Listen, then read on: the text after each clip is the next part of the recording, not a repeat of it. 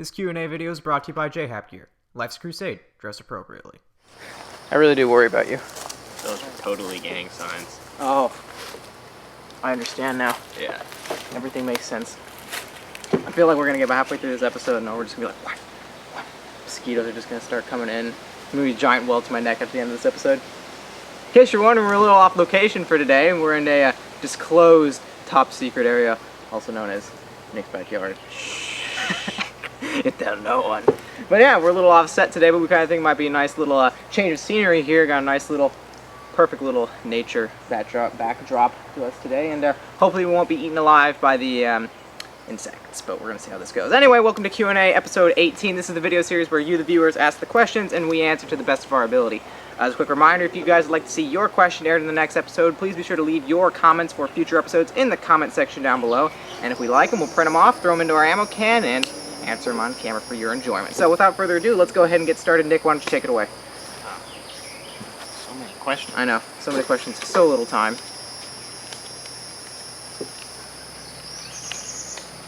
Let's see. Luke Swenson. Here's a question. Would you ever consider coming up north to play?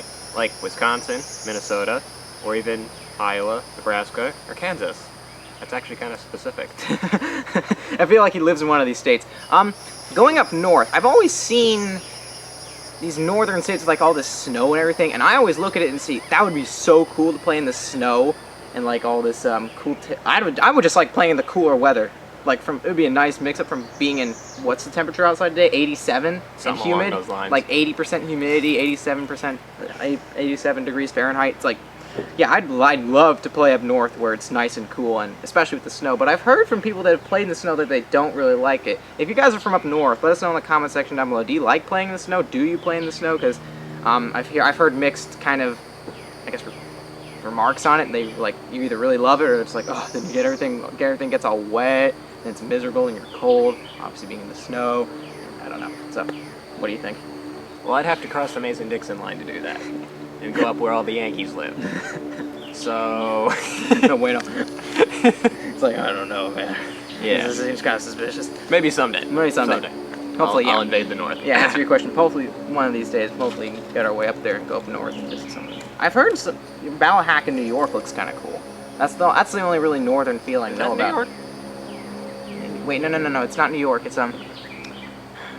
I want to say Vermont, but it's not Vermont. It's Probably California. All the good fields are in California. it's on the eastern. It's on the eastern side of the United States. Well, though. it's north from Florida. I don't know. Where's Ballahack? I don't know. I forget where it was. It's jungly and they have Cue the swamps. comment war now. Yep. Anyway, Vids wants to know, what is your guys' favorite camo pattern to use and why? Ooh, that's a good one. I'll let you start. Not multicam, because multicam. See this back here? All this greenery and stuff? Tan is not going to blend into all that.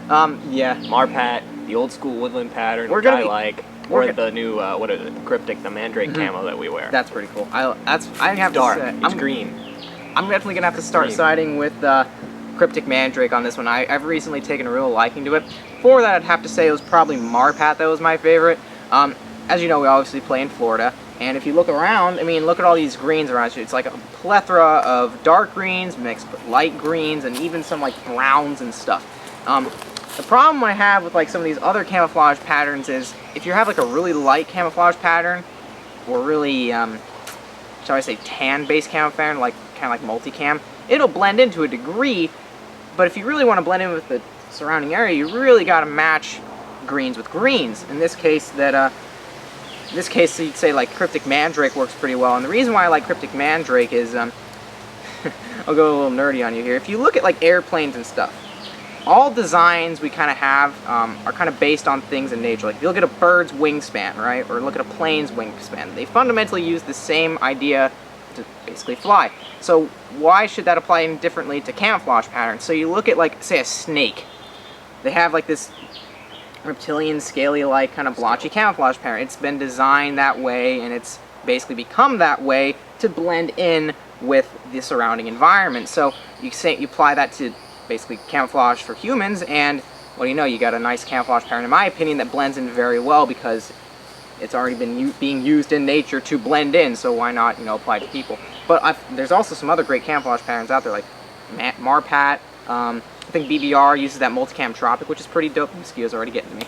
But there's a whole bunch of different camouflage patterns out there. But overall, to summarize, I think like a dark green based camouflage pattern will be the most effective in this kind of environment. So, but for me personally, my favorite camouflage pattern would have to be Cryptic Mandrake. What do you think? Yeah, the Mandrake stuff, it looks really cool. Yeah, that's the other thing too. It just looks really cool. Yeah. Like Batman. Anyways. And that's the thing in Airsoft, you kind of go for it and it's like, do you want to look cool? Like at some of these Milsim events you go to, it's just green versus tan, and you're in buildings. Nothing's going to blend in with these buildings, so it's really green versus tan, so it's just a matter of looking cool. Because that's basically what Airsoft is the majority of the time anyway, it's just looking cool. Who cares if it's freaking practical? It just have to look tactical, right? Duh. Anyway, next question. I think it's my turn.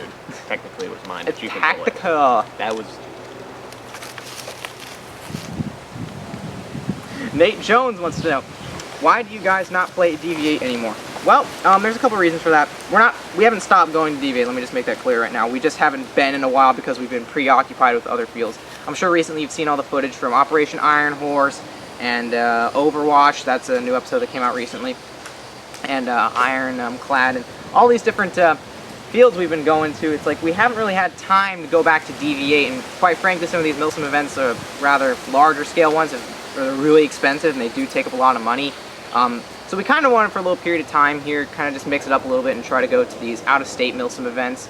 And, you know, DV8 just kind of has been on the back burner for now. But now that we don't really have a whole lot of Milsim events lined up to go to in the future, we're going to definitely start playing a lot of DV8 over the summer. And we got some pretty cool ideas to show to you guys for different game-style events we're going to propose to the owners of DV8. And they're making a new fire base, which is going to be pretty sick. So we're definitely going to be going there and getting some footage for that. I think you guys will really like that. And, you know, I think it's going to be pretty cool. So we're definitely going to be going back. We just haven't been in a while. So that's pretty much the overall answer to that question.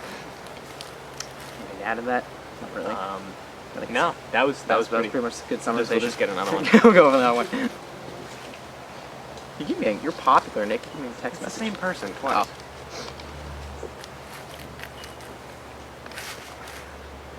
I think it's George. George Mojica. or George Mojica. Sorry. or I don't know. Anyways, Continue.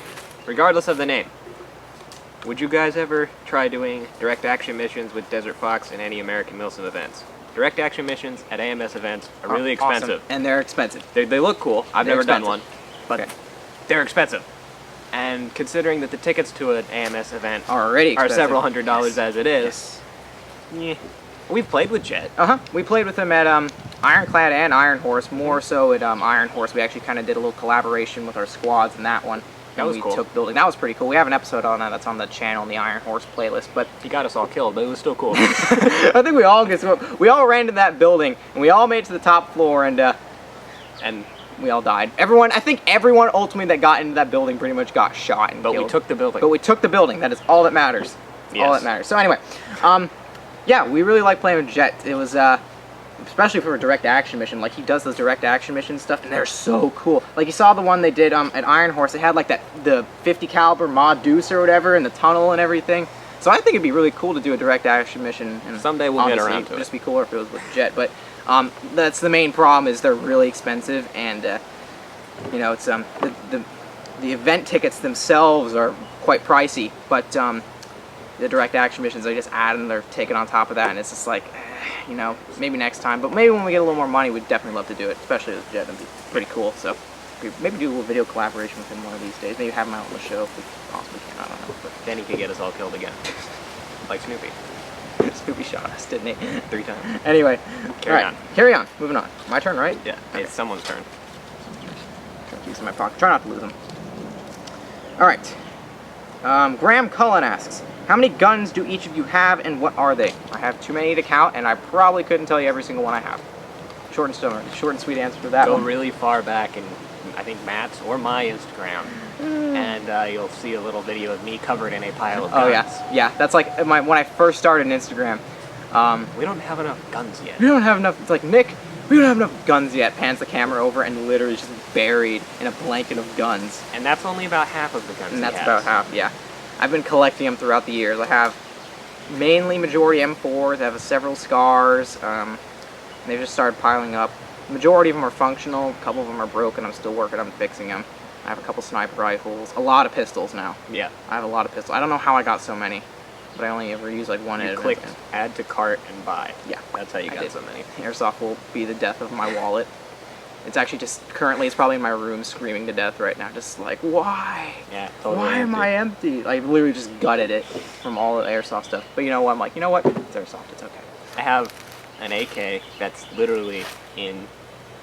Well, however many pieces are in an AK, that's how many pieces it's in. The Right. previous owner literally took every single part out of it, and it's in a box in a bazillion pieces. I have that. Then I have this one. This one's awesome. Aside Yeah. from the flash hider. Built that one for him. He That was the built really that. weird thing. Normally airsoft guns have a counterclockwise thread, and this one has a clockwise thread. I'm like, what? So I forced an orange tip on there. Just literally hammered and it on the end of it. taped it. Winning. As Charlie's genius said. Anyway, next question. Let's move on. Oh yeah, I'll We grab have it. quite a few in there, don't we? Can't count that. Jonathan Pickney. Pinkney. I think we've had him on the show before. Pickney. Yeah. Out of the airsoft fields that you guys have played on, which is your favorite? I think like let's make this out of all Milsim events, Deviate, like TAC, all these. Let's like every place we've been to. Which one's your favorite? I'll let you go first. The AO at Iron Horse was awesome, That's pretty dope. but DV8 probably wins because tanks and fire bases and Gabe. I'll tell you what. I'll actually agree with you on that. Deviate has my heart and soul. I will always love going back there. Something about the jungle and the Vietnam aspect of it. It really just draws me to it. I've always been a fan of this outdoor, jungly kind of combat. I've never really been kind of a CQB guy. Don't get me wrong, it's a lot of fun. I enjoy doing it, but for me personally, I just rather enjoy the outdoors and getting in the dirt and the grass and, again, tanks, right? And the fire base is always, I don't know, Deviate probably my favorite. But I will say, a close second will be the AO we had at Ironclad 2.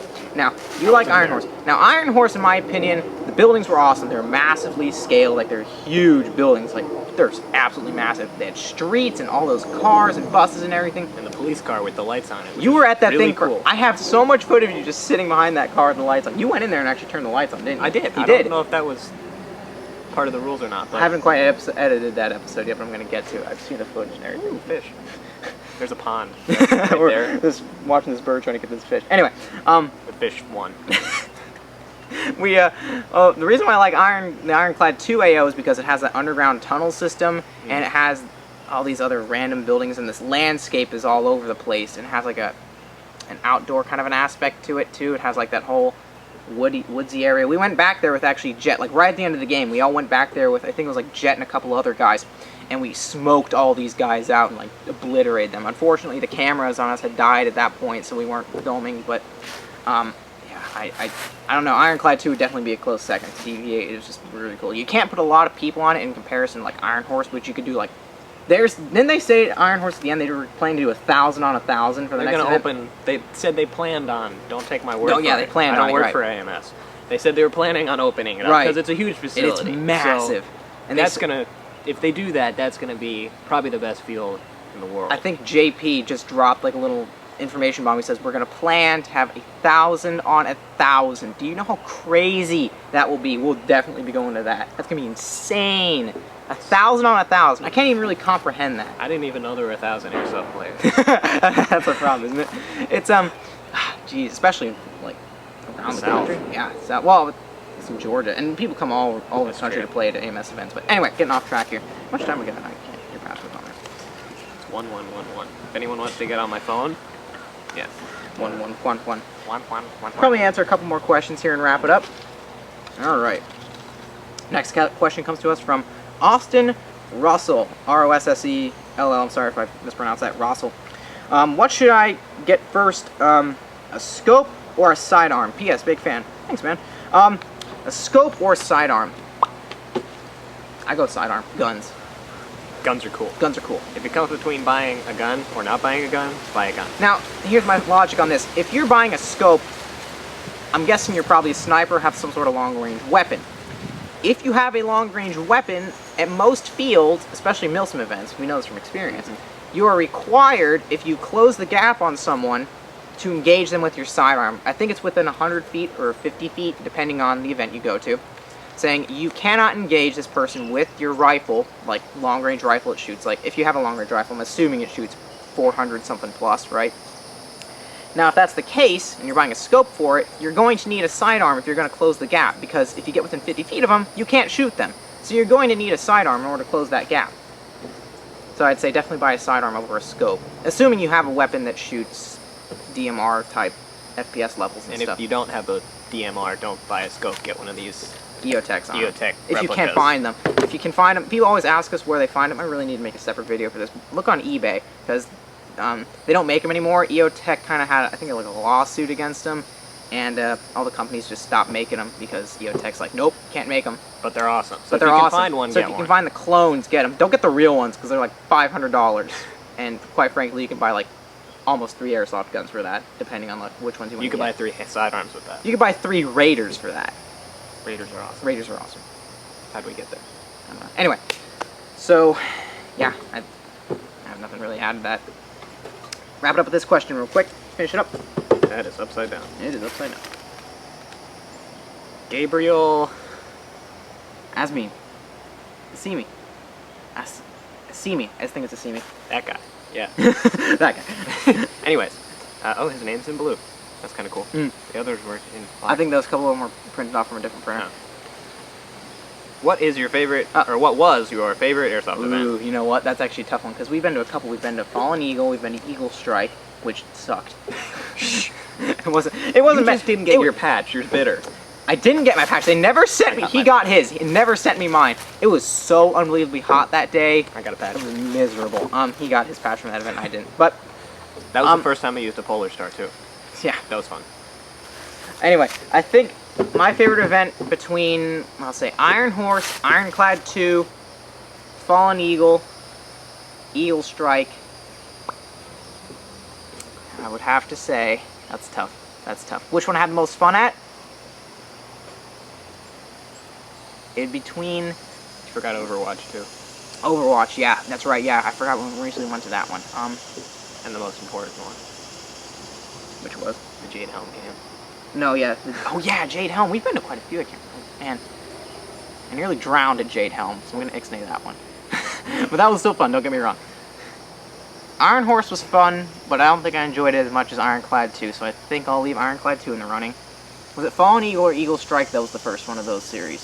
Fallen Eagle was first. Fallen Eagle was first. The black patch. The black patch, yeah. Fallen Eagle was, that was one of my favorite DV8 events I've been to, because we got to ride the quote-unquote Jeep. See, I wasn't there for that. You were? Oh, you weren't there Every for time that. you get to ride in yeah. vehicles, I was I with don't know. Tyler. I was with Tyler on that one. We got to ride in the Jeep. You know what? I'm going to say, You broke your gun. no, I broke my gun at Jade Helm. Alright. I'm going to say Operation Ironclad 2 was my favorite event I've been to. That was my first ever Milsim event I had ever attended. It was almost a brand new experience for me. The field and the AO was absolutely awesome. The guys there were really helpful. And just being my first ever, like, actual, like, quote-unquote, realistic, large-scale Milsim event, I'll have to say Ironclad 2 is my favorite Milsim event I've ever attended to. That was hard. What's yours? That was hard. Iron Horse was awesome. I think I've said that a couple times Yeah. so far today. Yeah. But the one that Matt threw out of the running because he almost drowned, I almost drowned at the Operation Jade Helm pushback as well. I was literally up to my neck in mud. Yep. My gear survived, but that was Guns didn't survive by that far the coolest game I've ever been to. Really? You like that one? That that much? was awesome. It was very well organized. It was. That was an awesome game. Not to mention the rain factor and everything. The rain too, just was added fun. to it. The armor was fun. The amount Everything about it was fun. The amount of Joke. detail the DV8 crew put into putting that on, actually outfitting the UN guys Yeah, with that UN was patches right. and blue helmets. helmets and blue hats and everything. That was cool. The tanks had UN on them. They Yeah. were flying UN Yeah. flags. That was a cool game. Yeah, that was the detail that was into that one, and the militia won. And Matt blew up a tank like 3 times in a row.